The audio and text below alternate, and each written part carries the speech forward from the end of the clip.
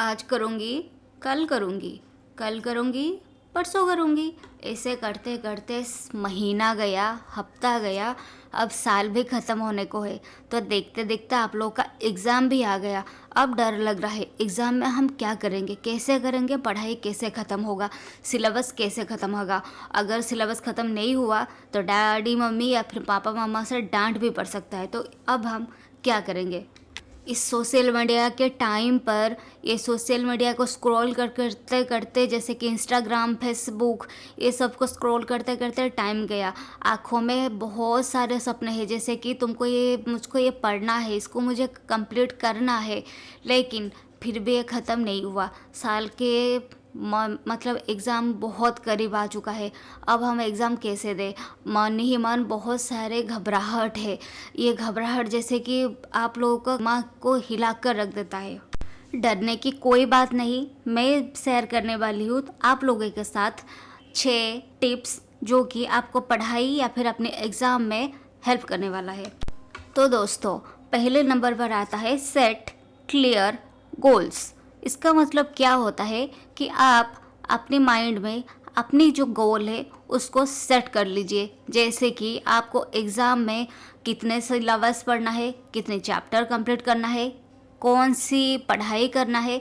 तो ये सब कुछ आप अपने दिमाग पर कंप्लीट कर मतलब सेट कर ले। जैसे कि अगर आपको पता होगा कि हाँ, मुझे यही सब्जेक्ट इतने में पढ़ चुकी हूँ और इतने बाकी है, तो उसके बाद अपना गोल्स जब सेट हो जाएगा फिर तुम दूसरे और कदम बढ़ा सकते हो। अगर आप अपने गोल को ही नहीं पता होगा, जैसे कि तुम्हारा एग्ज़ाम का क्वेश्चन जो होता है वो पेपर कैसा है, आपका एग्ज़ाम का शॉर्ट नोट्स कितना आएगा, लॉन्ग फॉर्म में कितना आएगा, ये सब कुछ अगर पता नहीं होगा तो क्या पढ़ोगे और कैसे पढ़ोगे। तो इसीलिए पहले माइंड पर सेट कर लेना चाहिए कि हाँ, मुझको इतना पढ़ना है और ऐसा ही पढ़ना है। तो इसके लिए पहले सेट क्लियर गोल्स। फिर दूसरे नंबर पर आता है विजुअलाइज सक्सेस। विजुअलाइज सक्सेस का ये मतलब नहीं होता है कि तुम लोग बिना पढ़ाई के ही सक्सेस हो गए। नहीं, दिन में थोड़ी देर बहुत सारे काम, बहुत सारे पढ़ाई करने के बाद थोड़ी देर तुम आराम से बैठ के एक नाप लेके सोच सकते हो कि, तो थोड़ी देर बाद रिलैक्स करके माइंड को बहुत हल्का हल्का करके ये सोच सकते हो कि हाँ, मैं सक्सेस हो रही हूँ, मेरा एग्ज़ाम बहुत बढ़िया जा रहा है। तो आप अपने आप को ऐसे विजुअलाइज कर सकते हो, पढ़ रहे हूँ या फिर पढ़ रही हूँ। फिर नंबर 3 पर आता है break it down. Break it down इसका मतलब क्या होता है कि अगर तुम पढ़ाई करने के लिए बैठ जाओगे और तुमको देखोगे कि मेरा इतना सारा सिलेबस बाकी है, मुझे इतना सारा बुक्स कवर करना है, इतना सारा पेजेस पढ़ना है, तो तुमको बहुत मुश्किल लगेगा। मन ही मन एक इनर फियर आ जाएगा। तो आप क्या कर सकते हो कि उस जो भी, अगर फिजिक्स पढ़ रहे हो, केमिस्ट्री पढ़ रहे हो, कुछ भी पढ़ रहे हो, तो उसमें से तुम लोग 1-2 सिलेबस को ले सकते हो। जैसे उसको धीरे धीरे टाइम देके उसको कंप्लीट कर सकते हो। तो इसीलिए ब्रेक इट डाउन। फिर नंबर 4 पर आता है फाइंड योर व्हाई। इसका मतलब क्या होता है। व्हाई का मतलब, जैसे कि अगर आपके माइंड पर ये रहेगा कि हाँ, मुझको ये क्यों करना है, मतलब कि मैं पढ़ाई क्यों करूँगी। तो आप, अगर मुझको हाँ एक बहुत बढ़िया करियर लेना है, या फिर मेरे दोस्त लोग बहुत बढ़िया करियर में है और मैं नहीं हूँ, तो कि या फिर मैं अपने पेरेंट्स को जाना चाहती हूँ, तो इसके लिए मुझको ये पढ़ाई करना है। अगर आपके माइंड पर ये व्हाई क्लियर हो जाएगा तो तुम उसको आराम से कर सकते हो। जैसे कि अगर तुमको पता चल जाएगा कि हाँ, मुझको 100 स्टेप्स जाना है, तो आप 1-2-3-4 ऐसे करते करते करते करते कब 100 स्टेप्स तक पहुंच जाओगे पता भी नहीं चलेगा।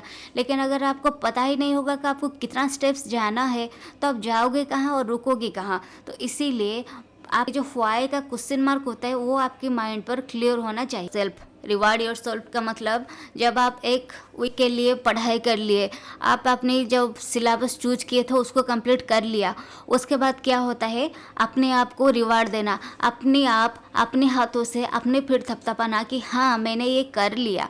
उसके बाद आप अपने मन चाहे एक मूवी देख सकते हो, या फिर अपने पेरेंट्स के साथ कुछ टाइम स्पेंड कर सकते हो, या फिर अपने दोस्तों के साथ थोड़ी देर जाके घूम सकते हो, या फिर आप अपने फेवरेट रेस्टोरेंट्स में जाके खाना खा, बहुत बड़ा स्नैक्स हो गया वो भी आप खा सकते हो, कि आप अपने आप को बधाई देंगे कि हाँ मैंने ये कर लिया, तो ये रिवार्ड योरसेल्फ।